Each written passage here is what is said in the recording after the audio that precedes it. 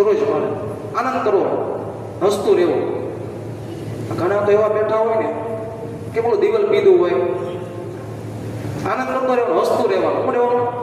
મોજમાં રહેવાનું, કોઈ ચિંતા કરવાની નહીં. આનંદ સિવાય કોઈ બીજું છે? હંમેશા આનંદમાં રહેવાનું. નંદમાં એ ઉત્સવ ખાવા માંડ્યા.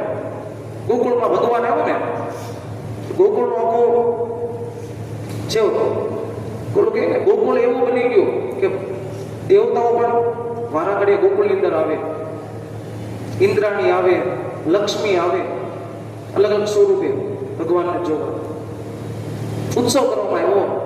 ભગવાનને યશોદા મૈયાએ એક ગાડા નીચે સુવડાવી પોતે ઉત્સવમાં ગઈ ભગવાનને સ્તનપાન કરવું. ભગવાન રડ્યા.